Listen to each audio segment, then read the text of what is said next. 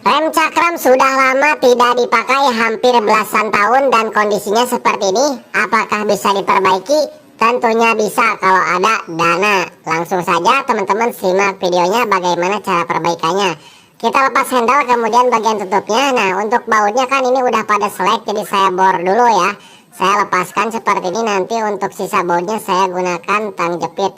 Nah, dan kondisi minyak remnya sudah seperti ini ya teman-teman. Ini belasan tahun ya untuk kondisi seperti ini. Kemudian tinggal kita lepas bagian seal master remnya menggunakan tang snap ring seperti ini. Dan ini berkarat banget, tadinya bagel parah, nggak bisa ditekan sama sekali ya teman-teman. Kemudian kita bersihkan di bagian tampungan minyak remnya. Kemudian kita lepas dulu bautnya ya, baut yang tadi saya bor. Kita lepas menggunakan tang jepit seperti ini. Nah, jadi buat teman-teman yang ngalamin susah buka baut, bisa dengan cara seperti ini, dibor atasnya, hilangin untuk kepalanya dulu, baru bisa diambil untuk batangnya seperti ini. Biasanya sih saya pakai obeng ketuk juga kena, tapi ini udah berkarat bertahun-tahun nggak bisa. Kemudian kita bersihkan dengan cleaner. Nah, perhatikan di sini ada 2 buah lubang ya. Jadi 2 buah lubang itu jangan sampai tersumbat.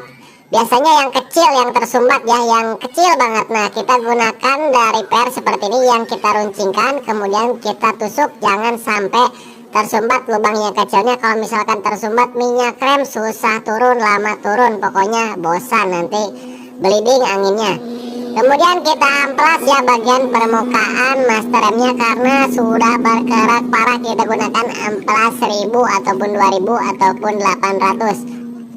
Kemudian kita bersihkan juga di bagian kalipernya. Kita lepas bracketnya. Di bagian selang remnya pasti ini tersumbat, jadi kita semprot-semprot menggunakan kompresor. Kita lepas menggunakan kunci 12 untuk kampas remnya ya.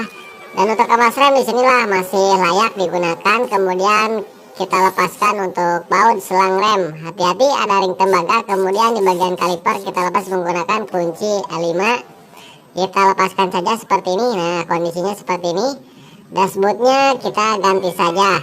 Kemudian kita lepas di bagian pistonnya ya. Nah, menggunakan tang seperti ini, tapi jangan terlalu dalam, minimal 3 mili ya, 3 milian. Nah, kemudian sealnya kita lepaskan dua-duanya, mau diganti mau dibersihkan itu bisa ya. Kalau misalkan belum bocor gak perlu diganti, cukup kita bersihkan saja dari kerak-kerak dan karatnya. Nah, di bagian pistonnya kita amplas ya, haluskan. Jadi di pistonnya juga ada semacam karatan. Nah, udah saya cuci menggunakan air, udah disikat menggunakan sikat kawat. Kemudian pasang lagi bagian sealnya seperti ini. Nah, jadi harus berhati-hati cara pemasangan sealnya ya. Nah, seperti ini agak sempit teman-teman ya. Dan harus presisi banget untuk pemasangan bagian seal yang bawah ini. Kemudian tinggal kita pasang bagian pistonnya. Nah, pistonnya udah saya amplas seperti ini. Tinggal kita tekan saja. Nah, ini udah lancar ya, nggak macet bagian pistonnya. Tinggal kita pasang bagian klip kampas remnya. Kemudian dashboardnya kita ganti menggunakan yang baru. Nah, cara pemasangannya seperti ini. Nah, kemudian di bagian kaliper bracket kaliper kita kasih pelumasan ya, kita kasih grease 2 bagian ini ya, supaya lebih elastis, bisa main ke kiri dan ke kanan. Ayam ikut-ikutan kongkorongok. Nah, kongkorongok lagi. Oke, kita pasang langsung ya teman-teman. Nah, kita kencangkan. Nah, di sini untuk baut L-nya selek. Tadi ya sebelumnya saya gunakan alat khusus nih buatan saya sendiri. Alhamdulillah bisa terbuka ya menggunakan bekas obeng ketok. Kemudian kita pasang lagi kampas remnya. Kemudian semacam pengunci bautnya ya. Kemudian bautnya dikencangkan menggunakan baut 12, kunci 12 ya teman-teman. Ini sama kayak motor GL Pro, cuman beda kunci aja. Kalau GL Pro pakai kunci L5 ya. Nah, kita kencangkan secukupnya saja. Setelah itu kita pasang di bagian nepelnya. Nepelnya jangan sampai tersumbat, jadi lubang-lubang kecilnya kita pakai jarum ya, kita korek-korek seperti itu. Kemudian pasang kaliper, kencangkan semua selang rem, ring tembaga udah kita pasangkan. Kemudian pasang bagian seal master remnya. Nah, seperti ini ya teman-teman, mau pakai ring mau nggak pakai ring itu nggak apa-apa.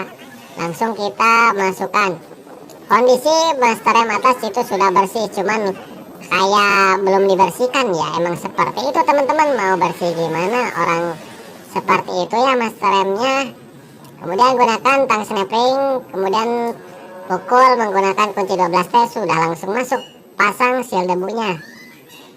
Nah seperti ini, pasang seal debu menggunakan obeng min, kemudian pasang handle, kemudian nanti kencangkan pakai mur di bawah, kencangkan menggunakan kunci 10T, kemudian isi minyak rem, kemudian tekan-tekan dulu. Nah kita tes dulu seperti ini supaya ada pelumasan masuk ke dalam ya. Nah tekan-tekan.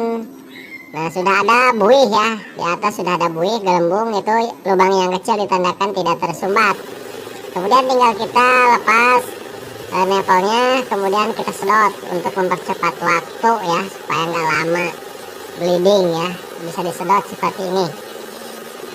Nah kalau misalkan airnya, bukan air, minyak remnya surut, isi lagi, jangan sampai kesurutan, nantinya masuk angin lagi. Nah dan ternyata minyak remnya sudah turun ya, tinggal kita tekan-tekan aja dikit sampai buih-buih ataupun busa angin yang terjebak di bagian selang itu bisa terbuang semua, jadi isinya minyak semua, jangan ada angin ya. Nah kita sedot lagi lah, karena ini masih ada buih-buihnya, berarti masih banyak anginnya. Nah kita tunggu. Nah kelihatan teman-teman tuh buih-buihnya seperti itu ya, itu kayak buih angin. Nah setelah dirasa buihnya hilang, sudah tidak ada dan keluar minyak remnya semua, teman-teman kencangkan lagi secukupnya saja. Setelah dikencangkan, tiup ya bagian nepelnya supaya tidak berkarat. Kemudian tinggal kita tes, putar rodanya, rem, putar rem, putar rem. Nah udah ngerem belakang sama, harus lancar. Nah kemudian tinggal kita tutup ya, tutup. Kemudian kita pasang lagi. Nah bautnya kita ganti menggunakan baut yang baru, tuh kan, seperti itu caranya ya. Sangat mudah sekali, dikirain gak bakalan bisa diperbaiki. Bisa, kalau ada uang semua bisa diperbaiki. Konsumennya kok melongo ya, kok bisa diperbaiki rem kayak gini, padahal mau beli baru, nggak perlu, saya perbaiki saja. Nah udah langsung rem. Jadi begitulah teman-teman tutorial cara memperbaiki master rem bertahun-tahun, mudah-mudahan bermanfaat.